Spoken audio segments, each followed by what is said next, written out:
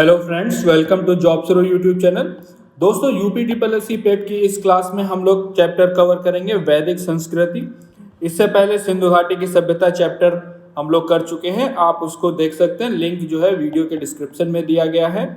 और जैसे ही ये सारे चैप्टर वाइज सिलेबस खत्म हो जाएगा, हम लोग यहाँ पर प्रैक्टिस सेट स्टार्ट कर देंगे। तो अगर आप टेट की तैयारी कर रहे हैं और 90 प्लस स्कोर करना चाहते हैं तो इस चैनल को सब्सक्राइब कर लें। वैदिक संस्कृत में इसकी थ्योरी के बारे में सबसे पहले देखेंगे, उसके बाद इसके इम्पोर्टेंट क्वेश्चन, जितने भी मल्टीपल चॉइस इंपॉर्टेंट क्वेश्चन है सारे कवर करेंगे, जिससे आपका पूरा चैप्टर तैयार हो जाए। तो चलिए स्टार्ट करते हैं। सबसे पहले बात करेंगे वैदिक संस्कृति की। वैदिक शब्द जो है वेद से लिया गया है, जिसका अर्थ क्या होता है? ज्ञान होता है। वैदिक सभ्यता को आर्य सभ्यता भी बोला जाता है। और भारत में जो है सैंधव सभ्यता के बाद जो है ये सभ्यता आई है। सैंधव सभ्यता मतलब सिंधु घाटी की सभ्यता, जिसको सैंधव सभ्यता भी बोलते हैं। वेद जो है आर्यों के इतिहास जानने के प्रमुख स्रोत हैं और वैदिक साहित्य की रचना का श्रेय जो है आर्यों को जाता है। तो ये थी इसकी बेसिक जानकारी। अगर इसके परिचय की बात करें तो वेद जो है 4 वेद होते हैं। कौन कौन से? ऋग्वेद, यजुर्वेद, सामवेद और अथर्ववेद। और भाग कितने होते हैं? 4 भाग होते हैं। इसमें संहिता होती है, ब्राह्मण ग्रंथ होता है, आरण्यक होता है और उपनिषद होता है। तो 4 भाग होते हैं। सबसे पहले ऋग्वेद, इसकी बात करें तो सबसे प्राचीन वेद जो है ऋग्वेद है। तो पेट में ऐसे क्वेश्चन बन सकता है कि सबसे प्राचीन वेद कौन सा है? तो सबसे प्राचीन वेद ऋग्वेद है। इसमें टोटल 10 मंडल होते हैं, 1028 सूक्त होते हैं, 10,522 ऋचाएं हैं। 1028 सूक्त में 1017 सूक्त जो है आपके साकल में हैं और 11 सूक्त बाल खिल्ले में लिखे गए हैं। इसके बाद ऋग्वेद, इस वेद में जो है गोत्र वर्ण का सर्वप्रथम उल्लेख किया गया है, गायत्री मंत्र का उल्लेख किया गया है। नदी सूक्त में 21 नदियों का वर्णन किया गया है। इसमें 9वां मंडल, जिसमें सभी 114 सूक्त जो है सोम को समर्पित हैं। इस वेद में, ऋग्वेद में यानी कि पुरोहित होता है। ब्राह्मण ग्रंथ ऐतरेय और कैतकी 10वें मंडल के पूर्व सूक्त में तृतीय मंडल में है। उसके बाद दूसरा वेद जो है यजुर्वेद आता है।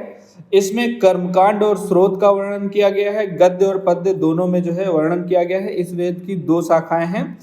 एक तो है कृष्ण यजुर्वेद और शुक्ल यजुर्वेद।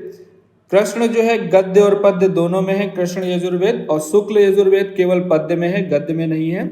इसका अंतिम भाग जो है ईशोपनिषद है, जो कि आध्यात्मिक चिंतन से संबंधित है। इसके ब्राह्मण ग्रंथ की बात करें तो शतपथ और तैतरीय है। इसमें अर्धार्य होते हैं, जो कि कर्मकांड को संपन्न कराने वाले पुरोहित होते हैं, उनको बोला जाता है। इसके बाद आता है सामवेद। सामवेद के परिचय की बात करें, साम का अर्थ होता है संगीत या फिर गान, और यज्ञों के अवसर पर गाए जाने इसमें जो है यज्ञ के टाइम पे जो मंत्र गाए जाते हैं उनके बारे में उल्लेख किया गया है। और जो मंत्रों को गाने वाला पुरोहित है उसको उद्दाता बोलते हैं। कुल 1775 ऋचाएं हैं।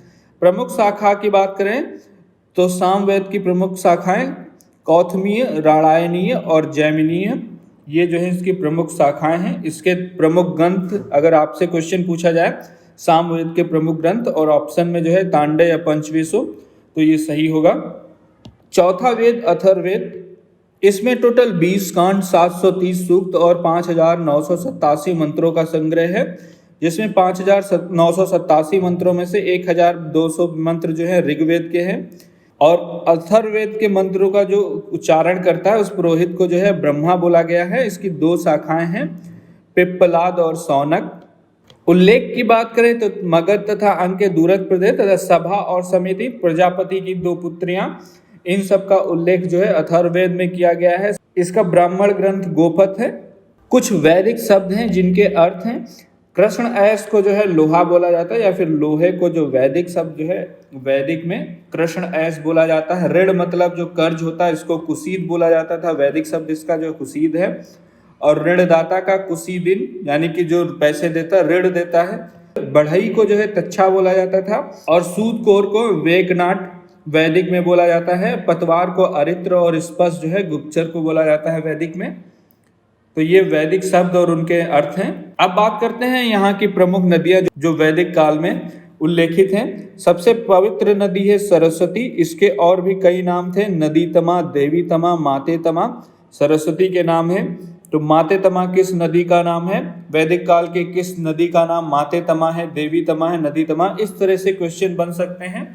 इसके बाद सिंधु नदी, जो कि ऋग्वेद में सर्वाधिक बार उल्लेखित नदी है, जिसका दूसरा नाम हिरण्यी है। आर्थिक महत्व के कारण दिया गया नाम इसको जो है हिरण्यी जो है, इसके आर्थिक महत्व के कारण इसका नाम दिया गया है।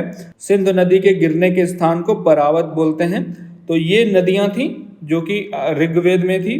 अब बात करते हैं कुछ इंपॉर्टेंट पॉइंट की। जैसे ग्रमणी, इसको गांव का मुखिया बोला जाता है, ग्रमणी को। विस्पति मतलब विश्व का प्रमुख, यानी कि विश्व का प्रमुख होगा। उपाध्याय जीविकोपार्जन हेतु वेद पढ़ाने वाला अध्यापक। सभा यानी कि कुलीन और वृद्धों की संस्था। समिति सर्वधारण की संस्था, साथ ही ग्रामीण आर्यों की मूल संस्कृति। अस्म चक्र रहट की चरखी। व्यापार अदल बदल प्रणाली पर आधारित, इसको जो है व्यापार बोलते हैं।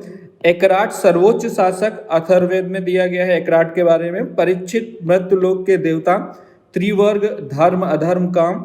पुरुषास्त्र धर्म अर्थ काम मोक्ष। तो ये जो है कुछ इंपॉर्टेंट शब्द थे वैदिक काल के। अब बात करते हैं वैदिक काल के प्रमुख देवताओं की। तो पृथ्वी की देवता, पृथ्वी के 4 देवता थे, सोम, अग्नि, पृथ्वी और बृहस्पति। ये 4 जो है पृथ्वी के देवता थे। सोम जो है तीसरे सर्वाधिक महत्वपूर्ण देवता हैं। ऋग्वेद के 9वें मंडल के सभी मंत्र जो हैं सोम को समर्पित हैं। और उसके बाद अग्नि जो है दूसरे सबसे महत्वपूर्ण देवता हैं। ऋग्वेद के 200 सूक्त जो है अग्नि को समर्पित हैं।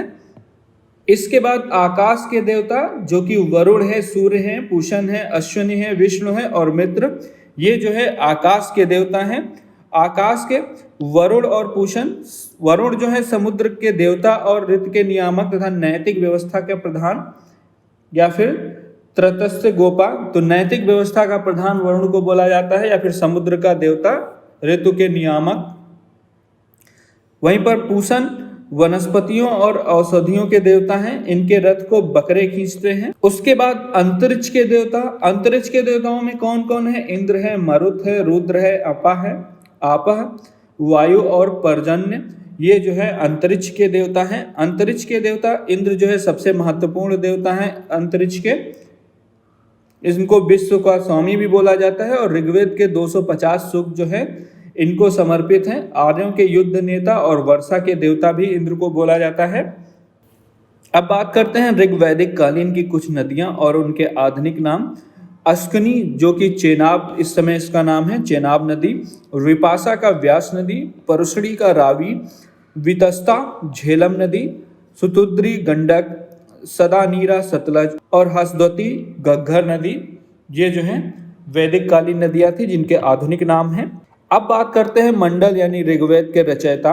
अब बात करते हैं मंडल और उनके रचयिता। तो प्रथम ऋग्वेद के रचयिता जो है मधुच्छिमा या फिर मेघातिथि। द्वितीय के गृत्समद। तृतीय के विश्वामित्र। चतुर्थ के वामदेव। पंचम के अत्रि और षष्ठम के भारद्वाज। इसके अलावा सप्तम वशिष्ठ। अष्टम कर्ण व अंगिरस। नवम सोम देवता अन्य ऋषि। दसम जो है विमदा या फिर विमदा, इंद्र, सची व अन्य, ये इनके रचयिता हैं।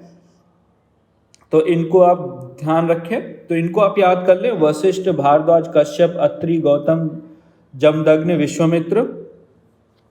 ये एक सीरीज से पीडीएफ जो है आप टेलीग्राम ग्रुप से डाउनलोड कर लें। टेलीग्राम ग्रुप का लिंक जो है वीडियो के डिस्क्रिप्शन में दिया गया है। अब देखते हैं इसके इंपॉर्टेंट क्वेश्चन। तो पहला क्वेश्चन है अथर्ववेद खंडों का एक संग्रह है। तो अथर्ववेद जो है कितने खंडों का एक संग्रह है? तो 20 खंडों का एक संग्रह है। ऑप्शन ए आपका राइट आंसर हो जाएगा। इसके बाद ऋग्वेद में ऋषि विश्वामित्र और 2 नदियों के बीच संवाद के रूप में एक स्रोत है जिसे देवी के रूप में पूजा जाता है। ये नदियां कौन सी हैं जिन नदियों को देवी के रूप में पूजा जाता है? व्यास और सतलुज नदी है जो कि ऋग्वेद में विश्वामित्र और 2 नदियों के बीच के संवाद के रूप में स्रोत है। अगला क्वेश्चन है निम्नलिखित में से कौन सा वर्ण धर्मसूत्र और धर्मशास्त्रों द्वारा निर्धारित नियमों के अनुसार प्राचीन भारत में लोगों की रक्षा करने और न्याय के प्रशासन के लिए जिम्मेदार था? तो क्षत्रिय धर्म, सी ऑप्शन राइट आंसर है। निम्नलिखित में से कौन सा वेद संगीत से संबंधित है? तो वेद जो संगीत से संबंधित हम लोगों ने इसको डिस्कस किया था, सामवेद, ए ऑप्शन सही है। निम्नलिखित में से कौन सा वेद सबसे पुराना है? तो सबसे पुराना ऋग्वेद है, पहला वेद, हम लोगों ने पहले ही पढ़ा है थ्योरी में, तो बी ऑप्शन आपका सही है। अगला है 1800 से 1500 ईसा पूर्व की 30 ऋग्वेद पांडुलिपियों को यूनेस्को की memory of the world register में किस वर्ष शामिल किया गया था? तो 2007 में किया गया था। डी ऑप्शन राइट आंसर होगा। पुराणों के अनुसार भगवान विष्णु ने पृथ्वी को बचाने के लिए का रूप धारण किया था जो पानी में डूब गई थी? किसका रूप धारण किया था? एक वराह का रूप धारण किया था, वाराह। नेक्स्ट है, एक व्यक्ति का वैदिक दृष्टिकोण और समाज के साथ उसका संबंध जीवन के 4 लक्ष्यों से निर्धारित होता है। निम्नलिखित में से कौन इन लक्ष्यों में से नहीं है? सिद्धि, अर्थ, मोक्ष और धर्म। तो इसमें सिद्धि जो है जीवन के 4 लक्ष्यों में से एक नहीं है, बाकी 3 है, अर्थ, मोक्ष, धर्म। अगला है, रामायण के अनुसार का दूसरा नाम रत्नाकर था। रामायण के अनुसार किसका? वाल्मीकि का दूसरा नाम रत्नाकर था। वैदिक भजनों के मुख्य संग्रह क्या कहलाते हैं? तो वैदिक भजनों के मुख्य संग्रह जो है संहिता कहलाते हैं।